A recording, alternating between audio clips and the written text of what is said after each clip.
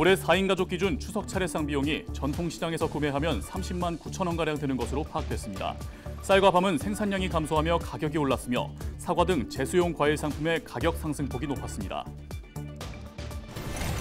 순창 발효 테마파크 내 식품거리가 개장을 앞두고 입주자를 모집하고 있습니다. 환기를 위한 흡배기 시설이 부족한 데다 공용 공간이 넓어 에너지 낭비도 우려되고 있어 보완이 필요하다는 지적입니다. 감사원이 새만금 세계 스카우트 잼버리 대회의 운영 전반에 대해 현장 감사를 시작했습니다. 감사원은 여성가족부와 전북도 등의 감사 공간을 마련하고 본격적인 감사에 돌입했습니다. 전라북도의회 이병도 의원과 김정기 의원이 새만금 SOC 예산의 원산 복원을 촉구하며 단식 투쟁에 나섰습니다.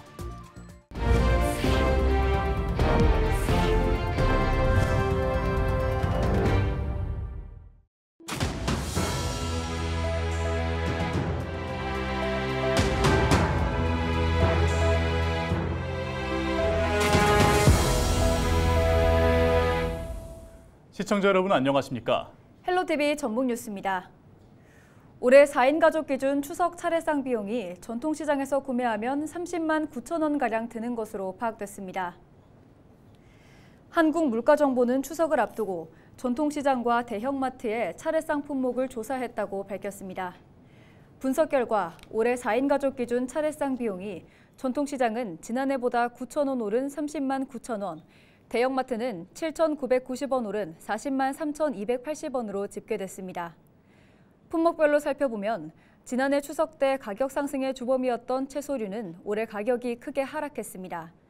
하지만 쌀과 밤은 생산량이 감소하며 가격이 올랐으며 사과 등 제수용 과일 상품의 가격 상승폭이 높았습니다. 순창 발효 테마파크 내 식품거리가 개장을 앞두고 입주자를 모집하고 있는데요. 환기를 위한 흡기 배기 시설이 부족한 데다 공용 공간이 넓어 에너지 낭비도 우려되고 있고 보완이 필요하다는 지적이 나옵니다. 김남우 기자의 보도입니다. 순창 발효 테마파크 추억의 식품거리 조성 현장입니다. 이곳에는 7곳의 테마별 음식점이 새로 입점할 예정입니다. 입점을 앞두고 입주자 모집이 진행되고 있는 가운데 순창 군 의원들이 현장 점검에 나섰습니다. 현장에서 군 의원들은 환기시설이 제대로 갖춰지지 않은 원인과 중앙 냉난방 시스템으로 인한 에너지 낭비 대비책 등을 따져 물었습니다. 흡기, 배기 문제, 그다음에 주방 관련, 냄새 관련 여러 부분을 지적을 했습니다. 설계상으로는 문제가 안 되겠지만은 실질적으로 영업을 하고 장사하시는 분들은 이 현재 상태에서는 운영하기가 힘드니 조금이나마 보완을 해서 입주자들이 들어와서 편하게 장사할 수 있도록. 순창군은 군 의원들의 지적에 따라 식당별 소형 환기 시설을 추가 설치하기로 했습니다. 또 입주 예정자들과 주기적으로 간담회를 개최해 관광객 유입 프로그램을 마련하겠다고 덧붙였습니다. 배기 문제는 지금 전체 배기를 할 때는 굉장히 대형의 그런 배기량이 필요한 거고 각각 식당은 소형의 배기하고 흡기할 수 있는 설치를 지금 따로 설치를 할 계획입니다. 입주 업체하고 같이 간담회를 하다 보니까 가장 문제는 외부에서 오는 관광객들입니다. 그래서 관광객들을 어떻게 유치할 건지 그런 부분도 지금 저희 재단에서 많이 고심을 하고 있는 상황입니다. 경쟁력 있는 상품을 입주시켜 발효 테마파크 내 관광 체류 시간을 늘리고 고용 창출을 확대하려는 순창군. 입주자와 관광객을 모두 만족시킬 수 있는 보완책이 필요해 보입니다. 헬로TV 뉴스 김나우입니다.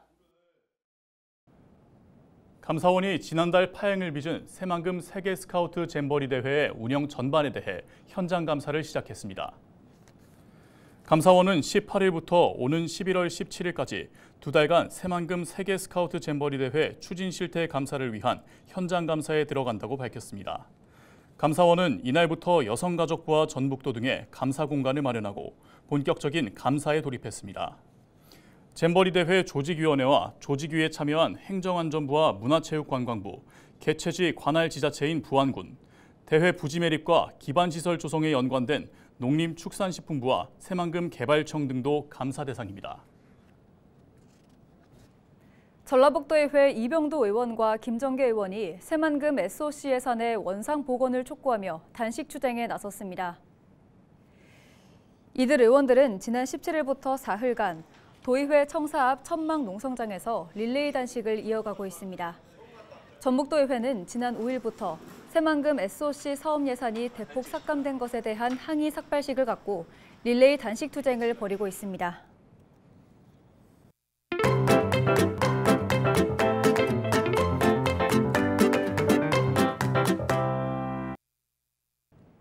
등산을 하거나 숲속을 걷다 보면 잡초만 무성히 자란 채 방치된 묘들 많이 보셨을 텐데요.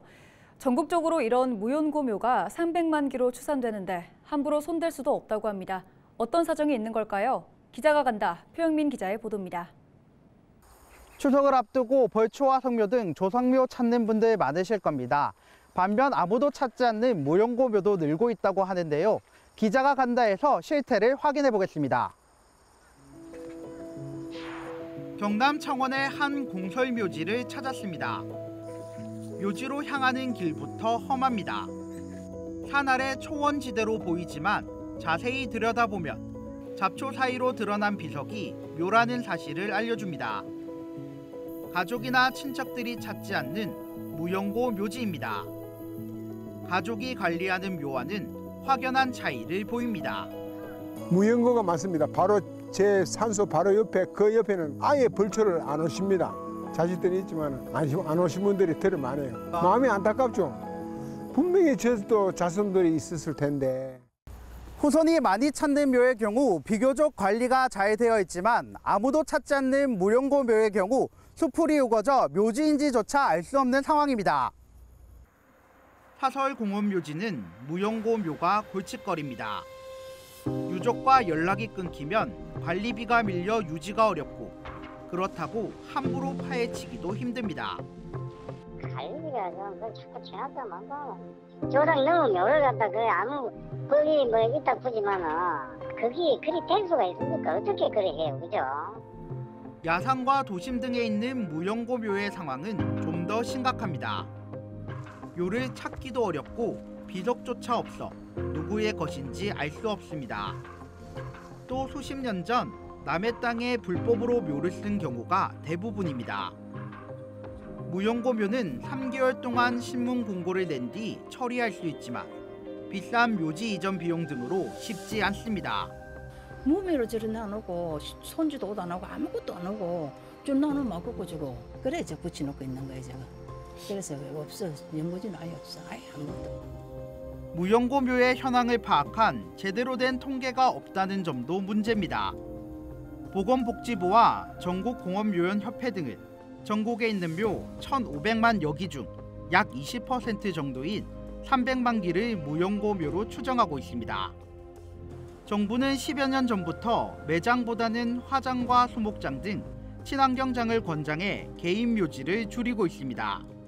생장 문화에서 또의 효율적인 이용과 그 묘역 조성으로 인한 자연 훼손을 방지하기 위해서 점차적으로 자연장지 이용이 늘어나고 있는 추세입니다. 이러한 노력에도 무연고 묘는 늘어나고 있습니다. 조상의 묘를 묘시던 전통 문화가 사라지고 있기 때문입니다. 지난해 문화체육관광부가 진행한 조사에서 조상의 묘지를 관리하는 국민은 57.4%, 그 안에서도 증조부 묘지 이상을 관리하는 사람은 16.7%에 불과했습니다.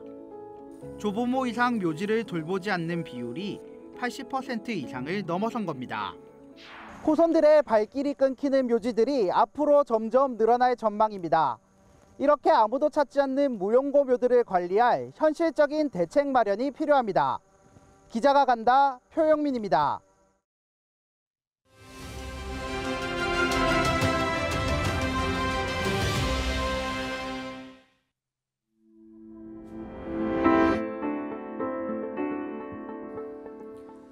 (2024학년도) 수시 원서 접수가 마무리됐습니다. 과연 어떤 결과가 나왔을까요?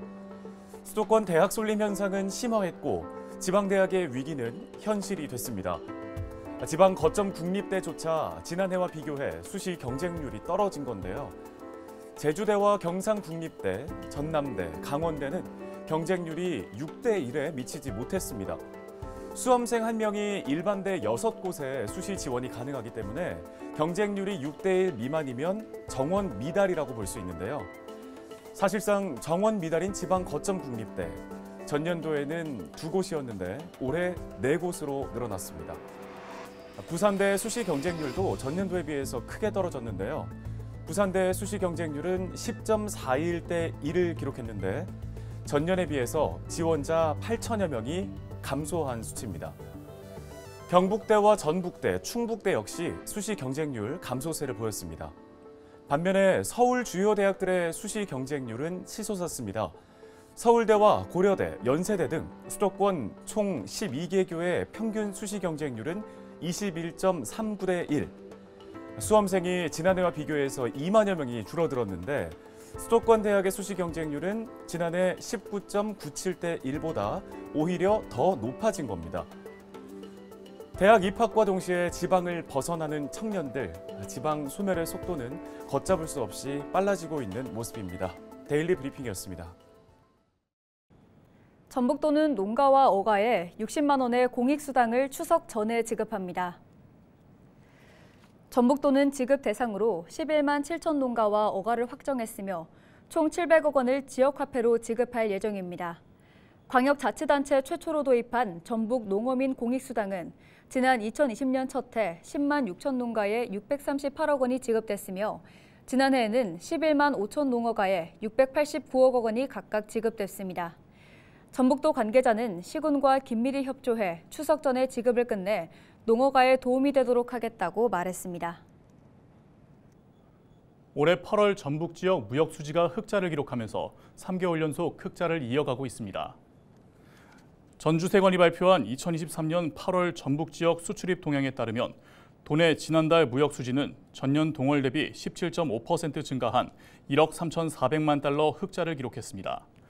이처럼 전북 지역 무역 수지는 지난 6월부터 3개월 연속 흑자를 기록했습니다. 하지만 수출과 수입액은 지난해 같은 달에 비해 모두 감소했습니다.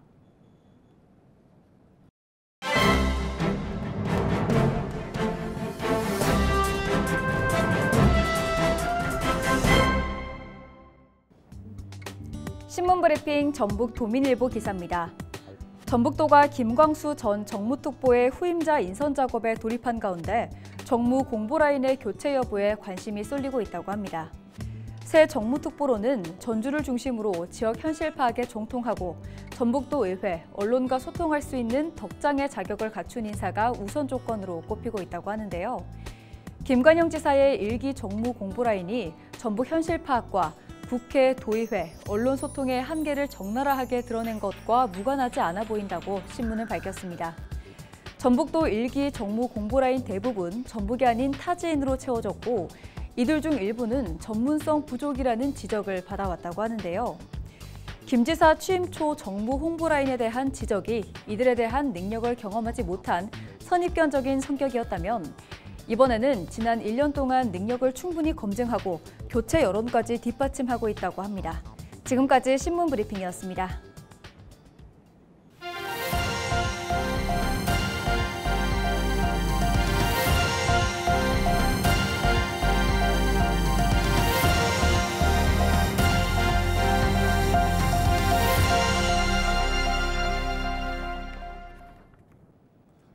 김제시가 외국인 계절 근로자 근로 실태를 점검했습니다. 주요 점검 항목은 근로 조건과 임금 지급 여부, 인권 침해 등으로 지난 4월 입국한 외국인 계절 근로자 59명과 농장주 22명을 대상으로 진행했습니다. 김제시는 베트남 통역사를 동행한 현장 점검을 통해 문화적 차이에 따른 오해를 예방했고 건의사항인 근로자 입국 시기와 배정 인원 조정에 대해 적극 수용하겠다고 밝혔습니다. 부안군 백산면 중복지구와 변산면 격포지구가 행정안전부 주관 풍수해 생활권 종합정비사업과 자연재해 위험 개선지구 정비사업에 선정됐습니다. 이에 따라 부안군은 내년부터 5년 동안 중복지구엔 455억 원, 격포지구엔 400억 원을 투입해 잦은 재해 피해를 예방할 방침입니다. 임실군은 10월 6일부터 9일까지 4일간 치즈 테마파크와 치즈마을 일원에서 임실은 치즈축제가 열린다고 밝혔습니다. 임실군은 축제에 앞서 치즈 테마파크 일대 1,000만 송이 국화꽃 단지를 조성했습니다. 이번 축제에서는 고 지정환 신부의 고국인 벨기에의 날이 운영됩니다.